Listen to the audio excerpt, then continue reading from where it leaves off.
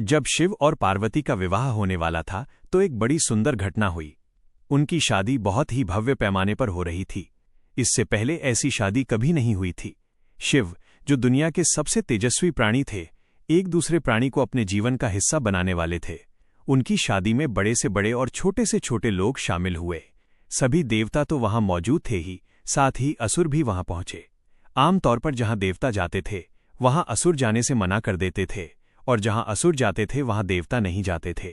शिव पशुपति हैं, मतलब सभी जीवों के देवता भी हैं, तो सारे जानवर, कीड़े मकोड़े और सारे जीव उनकी शादी में उपस्थित हुए। यहां तक कि भूत पिशाच और विक्षिप्त लोग भी उनके विवाह में मेहमान बनकर पहुंचे। उनकी आपस में बिल्कुल नहीं बनती थी, मगर ये तो शिव का विवाह था, इसलिए उन्होंने अपने सारे झगड़े भुलाकर एक बार एक साथ आने का मन बनाया। शिव पशुपति हैं, मतलब सभी जीवों के देवता भी हैं, तो सारे जानवर, कीड़े मकोड़े और सारे जीव उनकी शादी में उपस्थित हुए। यहां तक कि भूत पिशाच और विक्षिप्त लोग भी उनके विवाह में मेहमान बनकर पहुंचे।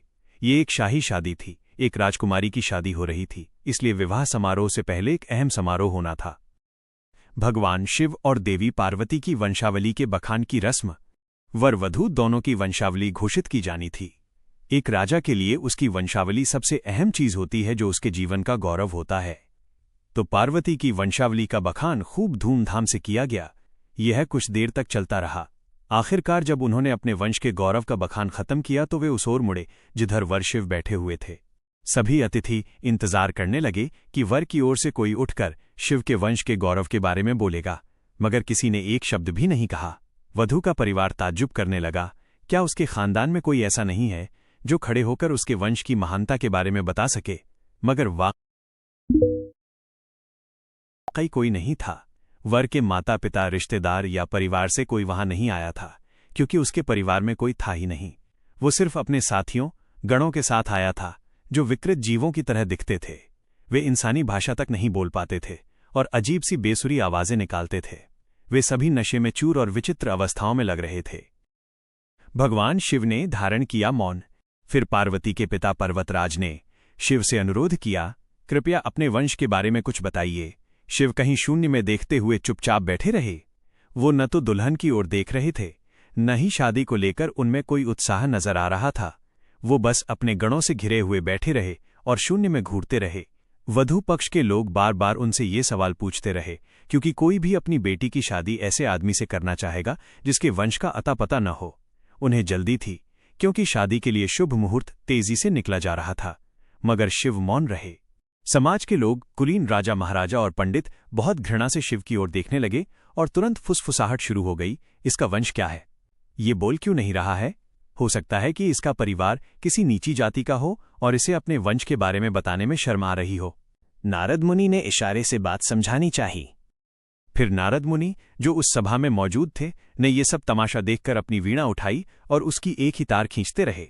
वो लगातार एक ही धुन बजाते रहे, टोइंग टोइंग टोइंग।